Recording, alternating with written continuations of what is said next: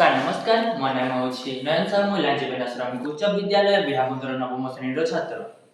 ମୋ ଏ ପ୍ରୋଜେକ୍ଟର ଥିମ୍ ହେଉଛି water conservation management ଆଉ ଏ ପ୍ରୋଜେକ୍ଟର ନେମ୍ ହେଉଛି ଇକୋ ହାଇଡ୍ରୋ ସଲ୍ୟୁସନ୍।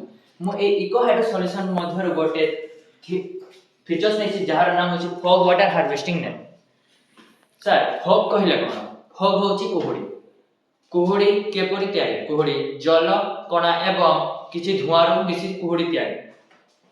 ସାର୍ ଏଠାରେ ମୁଁ ଗୋଟେ ମେସ୍ ନେଟ୍ ନେଇଛି। ମେସ୍ ନେଟ୍କୁ ଠିଆ କରିବାକୁ ଗୋଟେ ଷ୍ଟାଣ୍ଡ ଆଉ ତା ତଳେ ଏଠାରେ ମୁଁ ଗୋଟେ କେନାଲ ନେଇଛି ଯାହା ମେସ୍ ନେଟ୍ ସହ ସଂଯୋଗ। ଆଉ ଏଠାରେ ଯେଉଁ ଜଳ ପଡ଼ିବ ଏଇ ପାଇପ୍ ଦ୍ୱାରା ଏଠାରେ ଗୋଟେ କୁଣ୍ଡ ଅଛି ଯେଉଁଥିରେ ଜଳ ଷ୍ଟୋର ହେଇକି ରହିବ। ସାର୍ ଯେତେବେଳେ ଜଳ କଣା ବା କୁହୁଡ଼ି ଏଠାରେ ବାଜିବ ସେତେବେଳେ ଜଳଟି ଏଠାରେ ରହିଯିବ, କିନ୍ତୁ କୁହୁଡ଼ିଟା ଏପଟେ ପାର ହେଇଯିବ କାରଣ ଏଠାରେ ଛୋଟ ଛୋଟ କଣା ଥିବା ଯୋଗୁଁ କୁହୁଡ଼ି ଏପଟେ ପାର ହେଇଯିବ।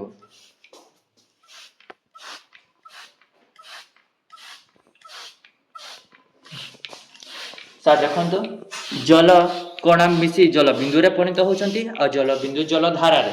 ଯେତେବେଳେ ଜଳ ଧାରାରେ ପରିଣତ ହେଉଛନ୍ତି ଏଇଟା ଆସିକି ଏଇ ନାଳ ବା ଆମ ଡ୍ରେନ୍ରେ ଆସି ପଡ଼ିଯାଉଛି। ଏଇ ଡ୍ରେନ୍ ଜଳ ଆସି ଆମ ଏଇ କୁଣ୍ଡରେ ଆସୁଛି।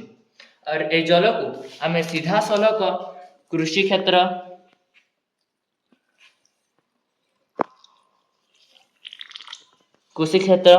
ଏବଂ ଫିଲ୍ଟରେସନ କରିକି ଏହାକୁ ଆମେ ପିଇବା, ରୋଷେଇ କରିବା ଇତ୍ୟାଦି ଆମ ନୀତିଦିନିଆ କାର୍ଯ୍ୟରେ ବ୍ୟବହାର କରିପାରିବା। ସାର୍ ଏଠାରେ ଫାଇଦା କ'ଣ ହେଉଛି? ଏହା ଶୁଷ୍କ, ଅର୍ଦ୍ଧ ଶୁଷ୍କ ଯଥା ଆମ ରାଜସ୍ଥାନ ମରୁଭୂମି ଅଞ୍ଚଳ ଏବଂ ସମୁଦ୍ର ତରାଞ୍ଚଳ ଓ ପାହାଡ଼ିଆ ଅଞ୍ଚଳରେ ଏହି ପ୍ରୋଜେକ୍ଟକୁ ଆଣିପାରିବା, ଯାହାଦ୍ୱାରା ସେଠାରେ ଯେଉଁ ଜଳର ଅଭାବ ଦେଖାଯାଉଛି ତାହାକୁ ଆମେ ମେଣ୍ଟେନ୍ କରିପାରିବା। ଗୋଟିଏ ମେସ୍ ନେଟ୍ରୁ ଆମକୁ ପ୍ରତିଦିନ 5ରୁ 10 ଲିଟର ମିଳିଥାଏ। ଏମିତି ଆମେ 10ଟି ମେସ୍ ନେଟ୍ ଲଗାଇଦେଲେ ଆମକୁ ଦିନକୁ 100 ଲିଟର ଜଳ ମିଳିବ, ଯାହାଦ୍ୱାରା ଆମ ଭାରତରେ ଦେଖାଯାଉଥିବା ଜଳର ଦୁର୍ଦ୍ଦଶା ବା ଜଳର ଅଭାବ ମେଣ୍ଟେନ୍ ବା ପୁରାପୁରି କଭର କରିପାରିବ। ଏଥିରେ ଏହାର ମେଣ୍ଟେନାନ୍ସ ବହୁତ କମ୍ ଅଛି।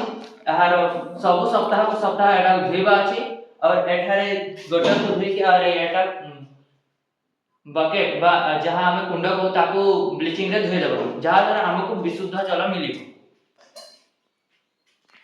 ମୁଁ ଭାରତ ସରକାରକୁ ଏତେ ନିବେଦନ କରୁଛି ଯେ ଏ ପ୍ରୋଜେକ୍ଟକୁ ଆପଣାନ୍ତୁ ଓ ଆମ ଭାରତ ବର୍ଷରେ ଏ ପ୍ରୋଜେକ୍ଟକୁ ଲାଗୁ କରନ୍ତି, ଯାହାଦ୍ୱାରା ଆମ এই ଜଳର ଅଭାବ ଦେଖାଯାଉଥିବାକୁ ଦୂର କରିଦିଅ।